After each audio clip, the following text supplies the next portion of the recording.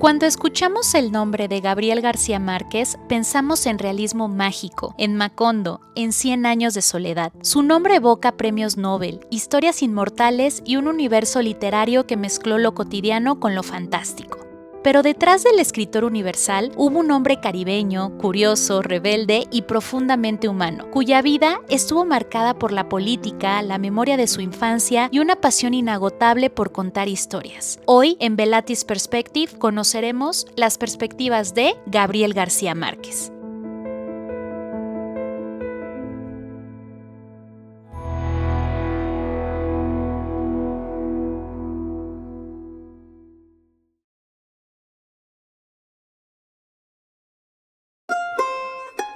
Gabriel José de la Concordia García Márquez nació el 6 de marzo de 1927 en Aracataca, Colombia, un pueblo costeño, cálido, con mucho color, mitos y supersticiones. Fue criado por sus abuelos maternos, el coronel Nicolás Márquez, veterano de la Guerra de los 1000 días, y doña Tranquilina Iguarán, mujer llena de relatos fantásticos. Ese hogar fue el laboratorio de su imaginación. Del abuelo heredó la visión política, crítica y de justicia social. De su abuela, la manera de contar lo extraordinario con naturalidad, como si lo mágico formara parte de la vida cotidiana. Sus abuelos lo llamaban el viejo, porque desde pequeño tenía un aire serio y observador. Nació un 6 de marzo de 1927. Su número de nacimiento, el 6, está asociado a la responsabilidad, la familia y la búsqueda del equilibrio en medio del caos, algo que se refleja en sus obras llenas de clanes familiares, genealogías y sagas interminables.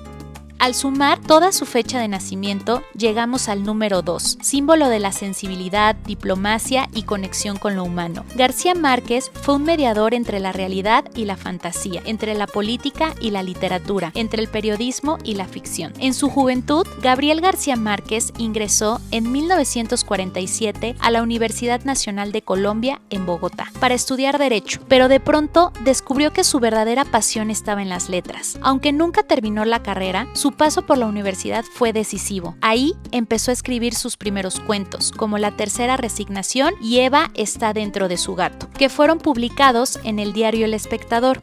Pronto dejó el derecho para dedicarse al periodismo y a la literatura, viajando primero por Colombia y luego por el mundo como corresponsal. Sus crónicas se caracterizaron por mezclar la agudeza social con un estilo narrativo cercano a la ficción, lo que cimentó su voz única. Mientras trabajaba como corresponsal en París, en 1955, el periódico para el que escribía cerró de repente. Sin dinero y lejos de casa, llegó a empeñar su abrigo, sobrevivió escribiendo en cafés, experiencias de precariedad que, aunque duras, consolidaron su disciplina y forjaron la constancia que marcaría su obra. Su obra maestra, 100 años de soledad, de 1967, no solo consolidó el realismo mágico, transformó a América Latina en un territorio literario universal. La inspiración nació de sus recuerdos de la infancia en Aracataca, donde su abuela le contaba historias fantásticas con absoluta naturalidad, y de la figura de su abuelo, que le transmitió relatos sobre las guerras, política y soledades.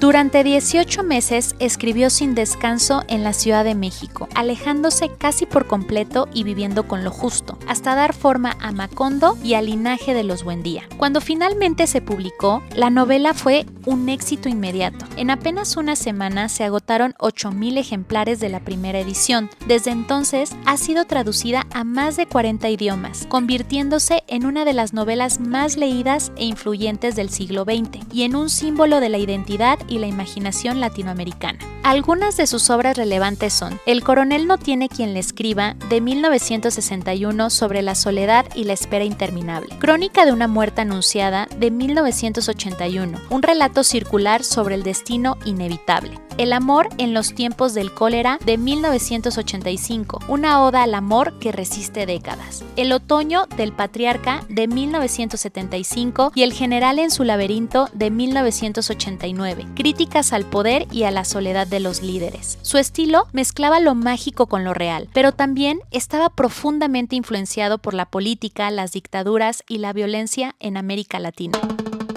Como dato curioso, cuando terminó de escribir 100 años de soledad, no tenía dinero para enviar el manuscrito completo a la editorial. Vendió electrodomésticos de su casa y envió solo la mitad. Al reunir lo necesario, mandó el resto. En el aspecto amoroso, Gabriel García Márquez conoció a Mercedes Barcha, la mujer que sería su esposa, cuando ambos eran adolescentes en Sucre, Colombia. Él tenía 13 años y ella apenas 9 años, pero desde entonces le prometió que algún día se casarían. Años más tarde, en 1958, cumplieron esa promesa y unieron sus vidas. Su matrimonio duró más de 55 años, hasta la muerte de Gabo en 2014. Mercedes fue mucho más que su esposa, fue su compañera de vida, sostén económico en tiempos de crisis y protectora incansable de su obra. Durante el proceso de escritura de 100 años de soledad, fue ella quien se encargó de mantener a la familia, incluso empeñando objetos personales para que él pudiera dedicarse a escribir sin distracciones. García Márquez decía que, sin Mercedes, no habría existido Macondo, pues fue ella quien lo animó a no abandonar el manuscrito cuando más dudas tenía. En lo literario, Gabo exploró múltiples facetas del amor, el juvenil y obsesivo, del amor y otros demonios, el que resiste al tiempo, el amor en los tiempos de cólera y el amor en la vejez, memoria de mis putas tristes. Muchas de esas historias estaban inspiradas en su propia experiencia de amar a Mercedes, con paciencia, intensidad y complicidad durante décadas.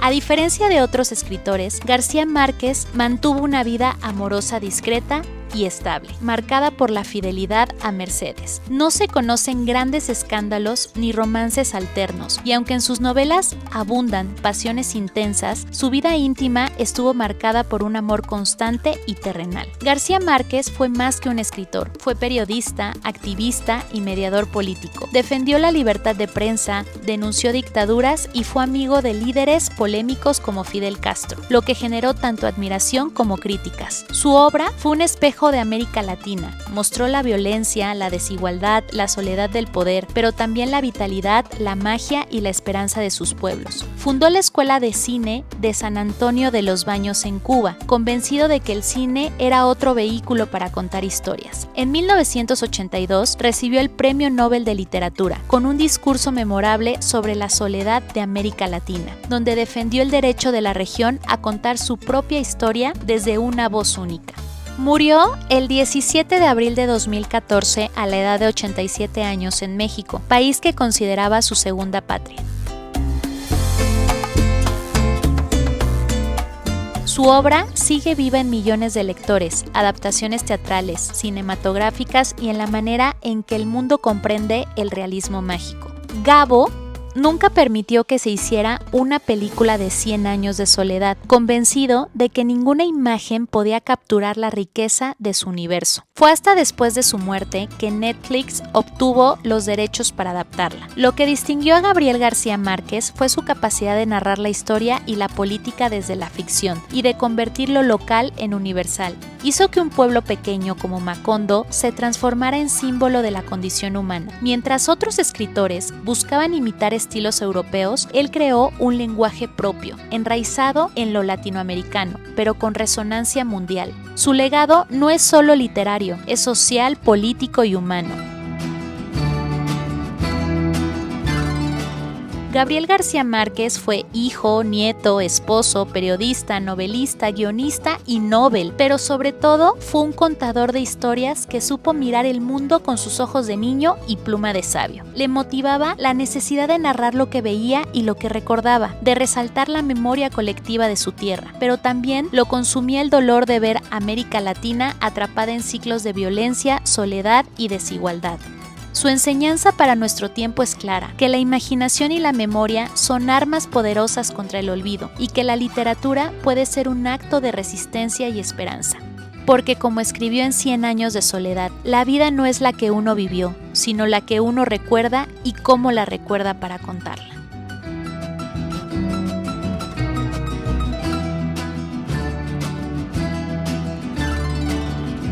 Esto fue Perspectivas de Gabriel García Márquez en Velatis Perspective.